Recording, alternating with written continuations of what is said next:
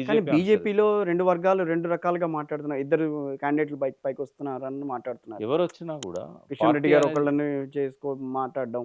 రామచంద్రరావు గారు ఇంకొక క్యాండిడేట్‌ని ఎవరిని తీసుకురావడం. పెట్టినా ఇద్దరు డమ్మీలే ఉంటారు. అంతేనా? స్ట్రాంగ్‌గా ఫైట్ ఇచ్చే క్యాండిడేట్‌లు ఎవరుండరు. హ్మ్. ఒకవేళ అట్లాంటి క్యాండిడేట్‌లను పెట్టినా గూడా పార్టీ పెద్దగా పట్టించుకోదు. అంటే ఇప్పుడు ఎందుకంటే మొత్తం మీద సింపతి మీదే వెళ్తుంది.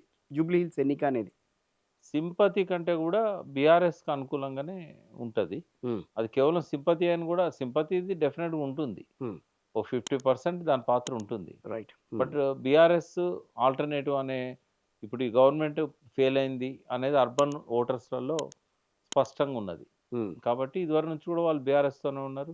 ఇక్కడ ఇంకొక ఫ్యాక్టర్ గూడా ఏందంటే, కొంత నేను సెటిలర్ అనే పదం వాడను గానీ, ఉమ్మడి రాజధాని ఉన్నప్పటి నుంచి గూడా ఇక్కడొచ్చి సెటిల్ అయిన వాళ్ళు చాలామంది ఉంటారు. అవును.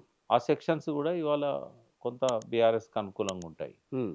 మొదటి నుంచి గూడా వాళ్ళు తెలంగాణ వచ్చినప్పటి నుంచి గూడా అవును. తెలంగాణ రాకముందు తెలంగాణను వ్యతిరేకించారు. అవును. తెలంగాణ వచ్చినాక వచ్చిన తర్వాత మళ్ళీ సపోర్ట్ ఆ! చేస్తూ సపోర్ట్ జేస్తూ మాట్లాడుతున్నారు. వచ్చారు. అవును. ఇవన్నీ ఫ్యాక్టర్స్ ఉంటాయి. తర్వాత కాంగ్రెస్‌లో పోటీ ఎక్కువుండే. హ్మ్. రామ్మోహన్ లాంటి వాళ్ళు ఇట్లా అవును. వీళ్ళంతా. బొంతు రామ్మోహన్ లాంటి వాళ్ళు వాళ్ళు. పెద్దగా యాక్టివ్‌గా ఉండరు ఒకవేళ టికెట్ ఇవ్వకపోతే వాళ్ళకి.